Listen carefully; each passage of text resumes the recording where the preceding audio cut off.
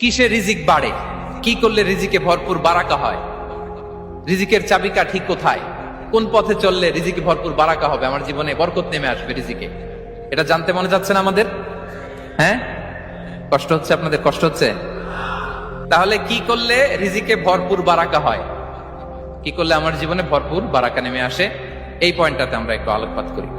যেসব কাজ করলে আমাদের জীবনে রিজিকে আসমানি বারাকা নেমে আসবে, আমাদের রিজিকে আসমানি বারাকা নেমে আসুক, আমরা চাই কি চাই না?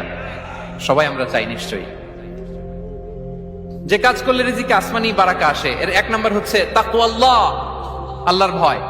আল্লাহ তাআলা বলছেন, ওমাই ইয়াত্তাকিল্লাহা ইয়াজআল লাহু মাখরাজা ওয়া ইয়ারযুকহু মিন হাইসু লা ইয়াহতাসিব। যে আল্লাহকে ভয় করে, যে আল্লাহ সচেতন, আল্লাহ তাকে মাখরাজ, মাখরাজ মানে কি জানেন? ওই যে এক্সিট লেখা না এদিকে, এই এক্সিটকে আরবিতে বলে মাখরাজ, মানে কোথাও আটকাবেন না, বের হওয়ার রাস্তা আছে, কোথাও আটকাবেন না, বের হওয়ার রাস্তা আল্লাহ তাআলা অ্যারেঞ্জ করে দিবেন। You will have the way out from crisis.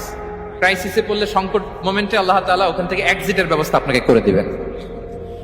ওয়া ইয়ারযুকহু মিন হাইসু লা ইয়াহতাসিব, এমন জায়গা থেকে আল্লাহ তাআলা রিজিকের ব্যবস্থা করবেন যে সে কল্পনাও করে নাই।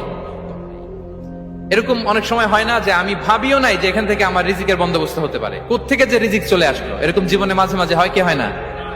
ব্যবস্থা করেন কে? যারা আল্লাহ তাআলাকে ভয় করে, যারা আল্লাহ সচেতন, তাদেরকে আল্লাহ তাআলা স্পেশাল রিজিক দিয়ে ধন্য করেন। তাকওয়াল্লাহ। পুরো কোরআনের মূল শিক্ষা কি, পুরো ইসলামের এসেন্স কি, জিস্ট কি, সারাংশ কি, যদি আমাকে জিজ্ঞেস করা হয় আমি বলবো তাকওয়াল্লাহ, আল্লাহর ভয়, আল্লাহর সচেতনতা। Allah is watching me, Allah is observing me. Allah তাআলা আমায় দেখছেন, আমি যাই করি না কেন, দরজা বন্ধ করে, জানালা বন্ধ করে, সব বন্ধ করেও যদি করি, পৃথিবীর সবার চোখ ফাঁকি দেয়া গেল, আল্লাহর চোখ ফাঁকি দেয়া যায়?